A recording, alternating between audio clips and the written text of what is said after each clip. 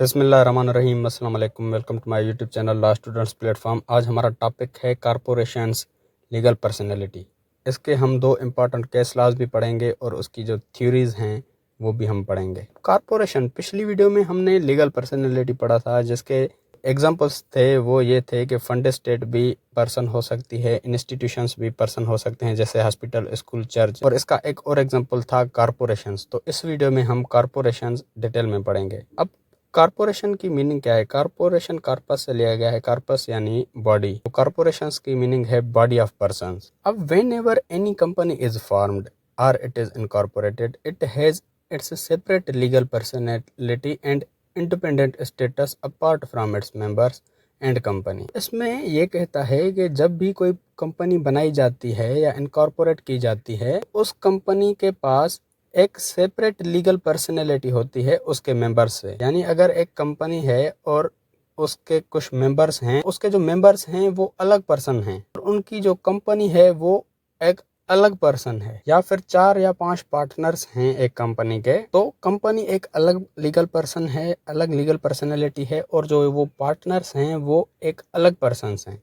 Both are separate legal entities. This concept of separation is known as corporate personality. दोनों ही separate legal entities हैं और इस concept को corporation personality कहा जाता है। Corporation are of two types. 2 types के corporations होते हैं, corporation aggregate और corporation sole. Corporation aggregate is group of several persons at a time. Corporation aggregate होता है वो बहुत सारे लोगों का एक ग्रुप होता है। जो कॉरपोरेशन सोल होता है has only 1 member at a time. Corporation sole has a single office occupied by single natural person, prime minister office, governor office. Corporate sole होता है उसमें सिर्फ एक ही मेंबर होता है एक टाइम पे। कॉरपोरेशन सोल को जो ऑक्यूपाई करता है वो सिंगल नेचुरल पर्सन करता है। जैसे कि अगर प्राइम मिनिस्टर की ऑफिस है या गवर्नर ऑफिस है, वो कॉरपोरेशन सोल मानी जाती है। Corporation is an artificial fictitious person made up of group और series of persons as its members are group of corporation. एक आर्टिफिशियल फिक्शियस पर्सन है यानी इमेजिनरी पर्सन है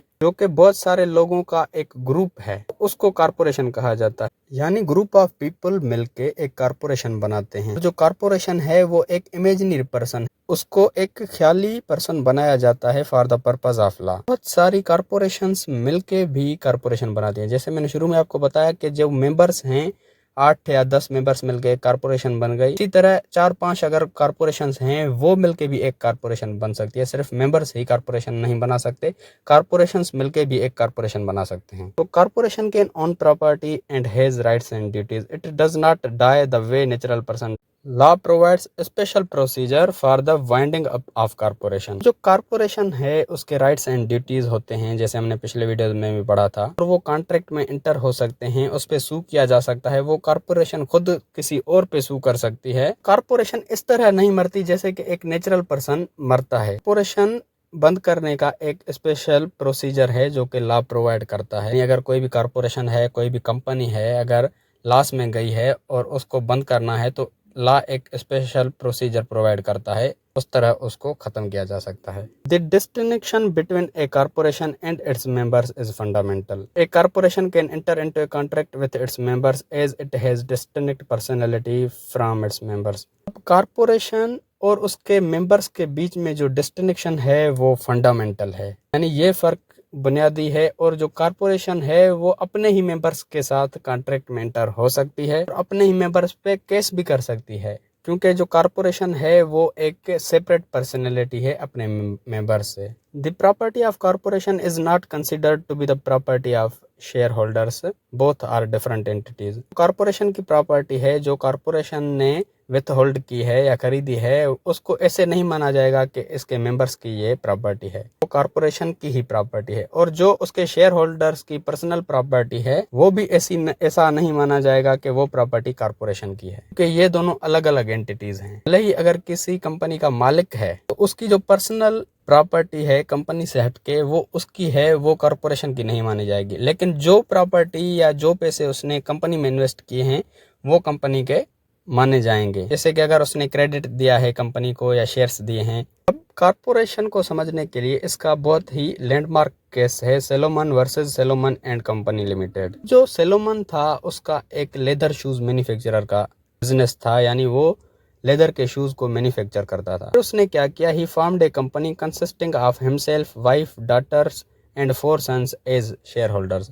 फिर उसने उसी ही बिजनेस को अपनी कंपनी बना के उसको बेच दिया और उसने एक कंपनी बना दी जिसके शेयर होल्डर्स थे वो खुद था, उसकी बीवी थी, उसकी बेटियां थी और उसके 4 बेटे थे। उन्होंने मिलकर एक कंपनी बनाई जिस कंपनी का उन्होंने नाम रखा सेलोमन एंड कंपनी लिमिटेड। ये जो सेलोमन था ये खुद टॉप सिक्योर्ड क्रेडिटर था, यानी इसने बहुत ज्यादा इस कंपनी को कर्जा दिया था। अगर कोई भी नई कंपनी बनती है तो उसको क्रेडिट देते हैं, उसके शेयर्स खरीदते हैं ताकि ये कंपनी रन हो, उससे जो भी फायदा होता है वो उसके शेयर होल्डर्स को होता है। तो ये सिक्योर्ड क्रेडिटर भी था, मैनेजिंग डायरेक्टर भी था और शेयर होल्डर भी था। और उसकी जो बीवी थी और उसकी जो डॉटर्स थी या उसके जो बेटे थे वो अनसिक्योर्ड क्रेडिटर्स थे, उन्होंने भी उसको क्रेडिट दिया था लेकिन इससे कम दिया था। सेलोमन से उन्होंने इस कंपनी को क्रेडिट कम दिया था। Unfortunately, the company faced financial difficulties and it eventually went into liquidation. The other creditor argued that Salomon and his company were essentially one and the same. Therefore, Salomon should be personally liable for the company debts. They demanded that Salomon personal assets should be used to pay off the company's creditor. कुछ दिन वो company चली, कुछ दिन के बाद वो company financial problems को फेस करने लगी, यानी वो कंपनी लॉस में जाने लगी। इस कंपनी को बहुत लॉस हुआ। फिर उन्होंने सोचा कि इसको लिक्विडेट करना चाहिए। लिक्विडेशन यानी उस कंपनी के जितने भी एसेट होते हैं, जो भी उस कंपनी में प्रॉपर्टी होती है, उसको बेच के उससे जो पैसे आए उसके क्रेडिटर्स को दिए जाते हैं, यानी उस कंपनी का कर्जा उतार दिया जाता है। उस टाइम के लॉ के हिसाब से अगर कोई भी कंपनी लिक्विडेशन में जाती है और उसके क्रेडिटर्स को जो कर्जा दिया जाता है तो सबसे पहले उसको कर्जा दिया जाता है जो टॉप क्रेडिटर है। तो यहाँ पर जो टॉप क्रेडिटर था वो सेलोमन था उस कंपनी का। इसके जो दूसरे मेंबर्स थे यानी उसकी वाइफ, डॉटर या 4 सन्स, वो इस बात पे आर्ग्यू करने लगे जो ये सेलोमन है और ये कंपनी है ये दोनों एक ही हैं। इस सेलोमन को ही इस हमारा जो कर्जा है वो इस सेलोमन को देना है, कंपनी को नहीं देना, क्योंकि ये दोनों एक ही हैं। तो ये कोर्ट से ये डिमांड करने लगे कि जो इसके पर्सनल एसेट हैं सेलोमन के वो भी भेजे और कंपनी के जो एसेट हैं वो भी भेज के हमारा डेप्ट हमको पे करे। The case made its way to the House of Lords. In 1897, the court ruled in the favor of Salomon. The House of Lords held that the company was separate legal from its shareholders and its founders. This meant that Salomon was not personally liable for the company debt. अब ये case house of Lord's में गया, उस time की सबसे बड़ी court. 1897 में जो कोर्ट ने फैसला दिया वो सेलोमन के फेवर में दिया। कोर्ट ने कहा कि जो कंपनी है वो सेपरेट लीगल एंटिटी है फ्रॉम शेयर होल्डर्स, यानी जो उसके शेयर होल्डर्स हैं वो एक अलग एंटिटीज हैं, अलग पर्सन्स हैं, और जो कंपनी है वो एक अलग पर्सन है। भले ही उस कंपनी का अगर कोई ऑनर है तो वो अलग पर्सन है और कंपनी अलग पर्सन है। उस कंपनी का जो ऑनर है वो भी वहां पर एज ए एम्प्लॉय काम कर सकता है, एज ए शेयर होल्डर भी वो हो सकता है, क्रेडिटर भी हो सकता है। कोर्ट ने कहा कि सेलोमन यहाँ पर पर्सनली लायबल नहीं है, सेलोमन पर्सनली जो है इसका कर्जा पे नहीं करेगा, इस कंपनी के जितने भी एसेट हैं उसको बेच के ये डेब्ट पे किया जाएगा और ये जो डेब्ट है वो उसी को पे किया जाएगा जो टॉप क्रेडिटर, पहले टॉप क्रेडिटर को जो डेब्ट है वो पे किया जाएगा। टॉप क्रेडिटर सेलोमन था, उसके बाद जो पैसा बचेगा फिर उसके unsecured creditors को पे किया जाएगा। The judgment emphasized that once a company is validly incorporated, it becomes a separate legal person distinct from its shareholders. This concept, known as corporate personality or corporate will, forms the foundation of company law in many jurisdictions around the world, including the UK। इस judgement के बाद बहुत सी jurisdiction में company law का बुनियाद आया और UK में भी। इस जजमेंट में बेसिकली यही बताया गया कि अगर कोई भी कंपनी इनकॉर्पोरेट होती है, फॉर्म होती है, तो वो कंपनी सेपरेट लीगल पर्सन है और उसके जो शेयर होल्डर्स हैं वो सेपरेट लीगल पर्सन्स हैं। और इस कॉन्सेप्ट को कॉर्पोरेट पर्सनैलिटी या कॉर्पोरेट व्हील कहा जाता है। व्हील यानी पर्दा, यानी मेंबर्स और कंपनी के बीच में जो पर्दा है उसको कॉर्पोरेट पर्सनैलिटी या कॉर्पोरेट व्हील कहा जाता है। The Solomon case established the principal that companies have separate legal personality which protects the share holders personal asset in the event of companies insolvency. Solomon के केस में ये principal establish हुआ कि जो company है उसकी सेपरेट लीगल पर्सनैलिटी है और ये कॉन्सेप्ट किसी भी शेयर होल्डर के पर्सनल एसेट को प्रोटेक्ट करता है जब भी कंपनी इंसॉल्वेंट हो जाती है। जो सेलोमन था top creditor have priority over unsecured creditor. यानी सैलोमन एक अलग लीगल पर्सन था और उसकी जो कंपनी थी वो अलग लीगल पर्सन थी, और वो जब इंसॉल्वेंट हो गई उसके जो डेप्ट हैं वो कंपनी खुद पे करेगी।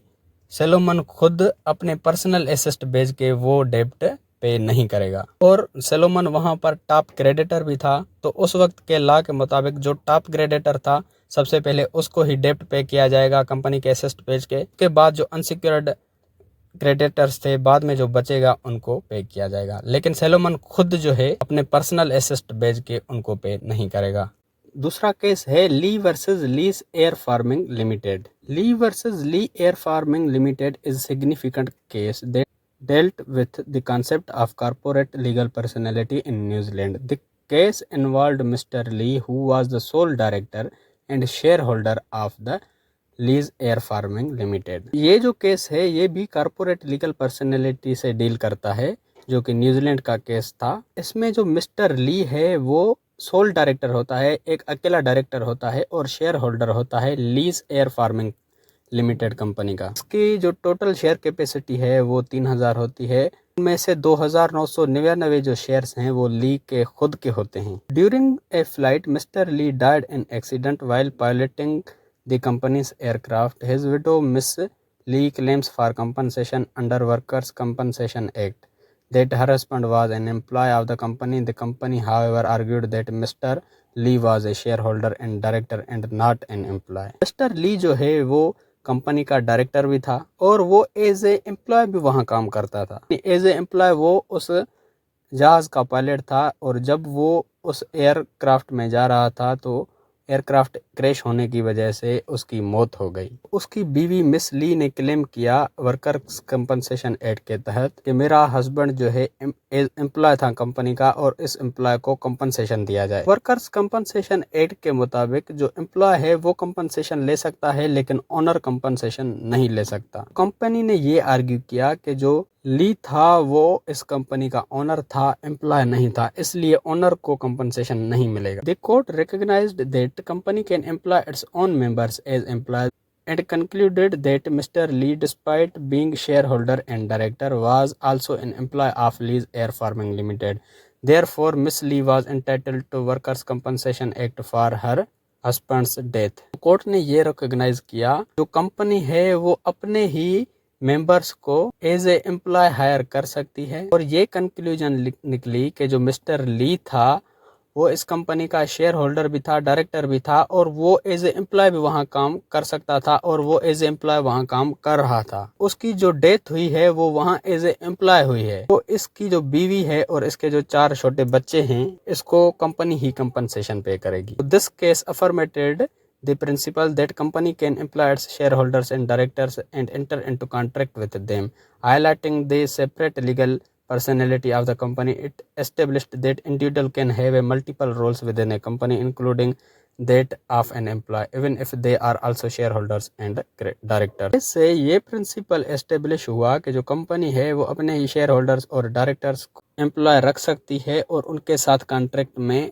एंटर हो सकती है। इसमें यह भी एस्टेब्लिश हुआ कि एक कंपनी में किसी भी इंडिविजुअल के मल्टीपल रोल हो सकते हैं, वो शेयर होल्डर भी हो सकता है, डायरेक्टर भी हो सकता है और एम्प्लॉय भी हो सकता है। तो दोनों केसेस में से हमें ये पता चला कि अगर कोई भी कॉर्पोरेशन है, कोई भी कंपनी फार्म होती है, तो उसके जो मेंबर्स होते हैं, ओनर्स होते हैं या डायरेक्टर्स होते हैं या शेयर होल्डर्स होते हैं या फाउंडर्स होते हैं, उन सब की अलग लीगल एंटिटी होती है, लीगल पर्सनैलिटी होती है, वो अलग पर्सन होते हैं, और जो कंपनी है वो अलग पर्सन होती है। वो कंपनी पे केस कर सकते हैं, कंपनी उन पे केस कर सकती है, वो कंपनी से कॉन्ट्रैक्ट में इंटर हो सकते हैं, कंपनी उनसे कॉन्ट्रैक्ट में इंटर हो सकती है, लेकिन वो दोनों एक ही नहीं हैं। अगर आपने टोयोटा कंपनी से कार खरीदी है, उस कार में कोई अगर फॉल्ट होता है तो आप उस कंपनी पे केस कर सकते हैं, उस कंपनी के ओनर पे आप केस नहीं कर सकते। उसको ये आप नहीं कह सकते कि आप अपने पर्सनल पैसों में से मुझे ये पैसे दे, वो जो कंपनी है वो ही आपको पे करेगी। फिर हमारे पास आते हैं theories of corporation personality. There are various theories which are developed to show the nature of personality. Corporation personalities की बहुत सारी थ्योरीज हैं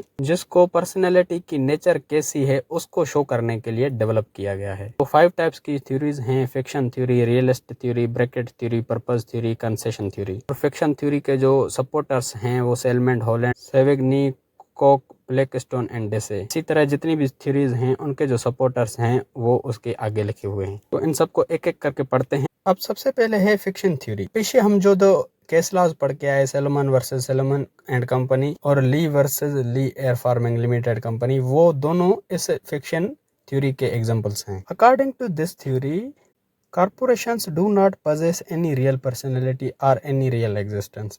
Anything got real personality other than human beings have got through fiction. They are not persons in reality but are imaginary persons. Legal person is created in the eyes of for specific purpose. अब इस theory के मुताबिक जो भी corporations हैं वो legal personality या legal existence possess नहीं करते। उन कॉरपोरेशंस ने जो लीगल पर्सनैलिटी हासिल की है थ्रू फिक्शन हासिल की है। यानी इस थ्योरी के मुताबिक जो भी कॉरपोरेशन है वो रियल पर्सनैलिटी नहीं है, उनकी रियल एग्जिस्टेंस नहीं है।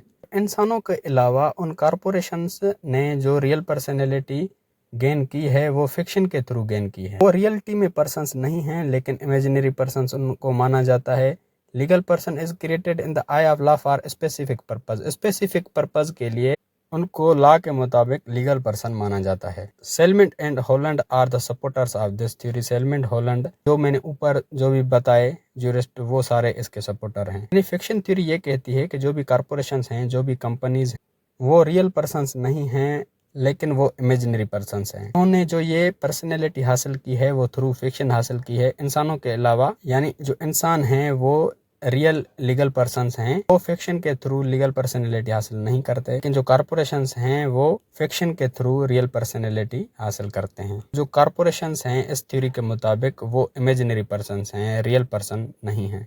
रियलिस्ट थ्योरी, इसको ऑर्गेनिक थ्योरी भी कहा जाता है। This theory opposes the fiction theory. ये थ्योरी फिक्शन थ्योरी के अपोजिट है। This theory says that corporation has real personality not fiction. ये थ्योरी कहती है कि जो कॉरपोरेशन है उसको रियल पर्सनैलिटी हासिल है, कॉरपोरेशन रियल पर्सनैलिटी है, फिक्शन नहीं है। It already exist like organism and it's not created by law but it is recognised by law as entity. ये थ्योरी कहती है कि जो कॉरपोरेशंस हैं वो ऑर्गेनिजम्स की तरह पहले ही ऑलरेडी एग्जिस्ट करते थे। इन कॉरपोरेशंस को लॉ ने नहीं बनाया, लॉ ने सिर्फ इनको रिकॉग्नाइज किया है, ये पहले से ही मौजूद थी। जैसे फिक्शन थ्योरी कह रही थी कि कॉरपोरेशंस हैं वो रियल पर्सनैलिटीज नहीं हैं लेकिन उनको रियल पर्सन माना जाता है फॉर द स्पेसिफिक पर्पज। लेकिन जो ये रियलिस्ट थ्योरी है, इसको ऑर्गेनिक थ्योरी भी कहा जाता है, ये कहती है कि जो कॉरपोरेशन है वो पहले ही एग्जिस्ट करती है, ये रियल पर्सनैलिटी है, ये कॉरपोरेशन फिक्शन नहीं है, इमेजिनरी नहीं है। जैसे कोई भी ऑर्गेनिज्म, कोई भी इंसान या कोई भी जानवर पहले से ही एग्जिस्ट करता था, इसी तरह ये जो कॉरपोरेशंस हैं ये भी पहले से एग्जिस्ट करती थी। इसको लॉ ने नहीं बनाया, लॉ ने सिर्फ इसको एज ए एंटिटी रिकॉग्नाइज किया है। फिर थर्ड नंबर पर हमारा आता है bracket theory. According to this theory, corporation is nothing other than its members. As many members come together and make a company, they have rights and duties, so we simply say to all the members in single word corporation. इस theory के मुताबिक ये theory ये कहती है कि जो corporation है वो मेंबर्स से ही मिलके बनती है। जितने ज़्यादा मेंबर्स होते हैं वो मिलके एक कंपनी फॉर्म करते हैं और उन सारे मेंबर्स की राइट्स और ड्यूटीज होती हैं। इन सारे मेंबर्स को हम मिला के एक सिंगल वर्ड में कहते हैं कि ये कॉरपोरेशन है। For example, if A company gave me loan, I will say corporation gave me loan, not every member of company gave me loan. मिसाल के तौर पर अगर किसी भी कंपनी ने, किसी भी कॉरपोरेशन ने मुझे लोन दिया तो मैं ये कहूँगा कि मुझे कॉरपोरेशन ने लोन दिया, ये नहीं कहूँगा कि उस कंपनी के हर एक मेंबर ने मुझे लोन दिया। इस कंपनी के जो मेंबर्स हैं वो सारे मिलते हैं और उसको एक ब्रैकेट दिया जाता है, यानी ये एक कॉरपोरेशन बन गई। The law only puts bracket around them for convenience purpose. उन पे जो ब्रैकेट है वो पुट कर देता है कन्वीनियंस पर्पस के लिए। So we consider these members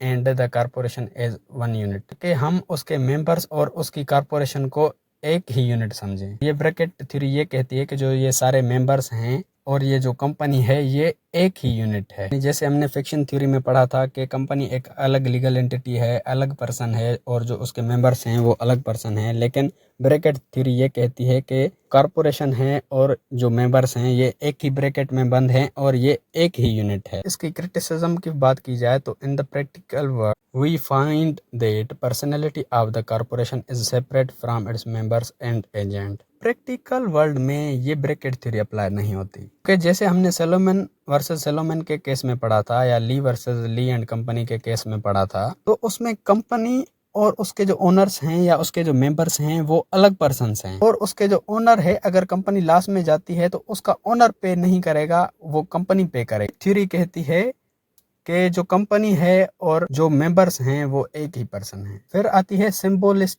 theory. ये भी ब्रैकेट थ्योरी की तरह ही होती है, लेकिन इसके मेंबर्स के अराउंड ब्रैकेट की जगह एक राउंड सिंबल दी जाती है, और बात ये भी सेम करती है। उसके बाद फोर्थ हमारा आता है purpose theory. According to this theory only man has legal personality, corporations are not persons, they are just properties. Theory के मुताबिक जो मेन हैं, जो नेचुरल पर्सन हैं, सिर्फ वही लीगल पर्सन्स हैं। कॉर्पोरेशंस हैं वो सिर्फ प्रॉपर्टीज हैं, उनको पर्सन नहीं माना जाता। ये भी प्रैक्टिकल वर्ल्ड में अप्लाई नहीं हो सकती। हम कॉर्पोरेशंस को लीगल पर्सनैलिटी मानते हैं, लेकिन ये थ्योरी कॉर्पोरेशन को सिर्फ प्रॉपर्टीज समझती है। उसके बाद फिफ्थ और last concession theory. This theory is much similar to fiction theory, but this theory says that any personality is recognised by law. Concession यानी राइट।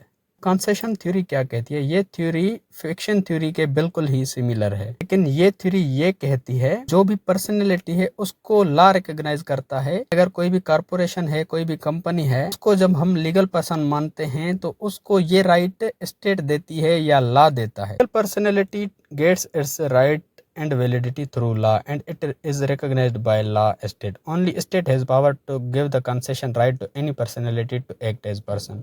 लीगल पर्सनैलिटी को जो राइट है या उसको जो वैलिडिटी मिलती है वो लॉ के थ्रू ही मिलती है, और स्टेट के पास ही ये पावर है उसको ये राइट दे कि वो act as person, as a person वो काम करे। तो फिक्शन थ्योरी और कंसेशन थ्योरी दोनों ही सेम हैं, लेकिन कंसेशन थ्योरी ये कहती है कि अगर कोई भी कॉर्पोरेशन है वो पर्सन तभी बनती है जब उसको लॉ या स्टेट वो right they. In fiction theory में ऐसी कोई भी बात नहीं की गई थी। थ्योरी और कंसेशन थ्योरी दोनों सेम हैं, तो इनके जो सपोर्टर्स हैं वो भी सेम ही हैं। Salmond, Holland, Savigny, Coke, Blackstone and Dicey ये सपोर्टर्स थे फिक्शन थ्योरी के, और ये कंसेशन थ्योरी को भी मानते थे। तो फ्रेंड्स, ये था हमारा मोस्ट इम्पॉर्टेंट टॉपिक। उम्मीद है कि आपका कॉन्सेप्ट बिल्कुल क्लियर हो गया होगा। अगर अभी भी आपका कॉन्सेप्ट क्लियर नहीं हुआ तो ये वीडियो आप दोबारा देखें, इंशाल्लाह आपका कॉन्सेप्ट बिल्कुल क्लियर हो जाएगा। और अगर आपको ज्यूरिस्प्रूडेंस के नोट्स चाहिए तो डिस्क्रिप्शन में दी गई लिंक पे क्लिक करके आप ज्यूरिस्प्रूडेंस के नोट्स भी डाउनलोड कर सकते हो। और ये वीडियो आप कौन से सिटी से देख रहे हो कमेंट्स में ज़रूर बताओ। तो अगर आप वीडियो देखते देखते यहाँ तक पहुँच गए हो तो मेरे चैनल लॉ स्टूडेंट्स प्लेटफॉर्म को लाजमी सब्सक्राइब करें, और कमेंट्स में कुछ भी लिख दें, अपने सिटी का नाम लिख दें। अगर आपको लॉ के रिगार्डिंग किसी भी टॉपिक की वीडियो चाहिए तो वो टॉपिक लिख के साथ में LSP लिख के सर्च करेंगे तो आपको सबसे पहले मेरी वीडियोस मिल जाएंगी, जिससे आप अपना इजीली कॉन्सेप्ट क्लियर कर सकते हैं। या फिर अगर आप मेरे चैनल की प्लेलिस्ट में जाते हैं तो वहाँ पर आपको हर सब्जेक्ट की अलग से प्लेलिस्ट मिल जाएगी, जहाँ पर उस सब्जेक्ट के सारे वीडियोज़ मिल जाएंगे आपको।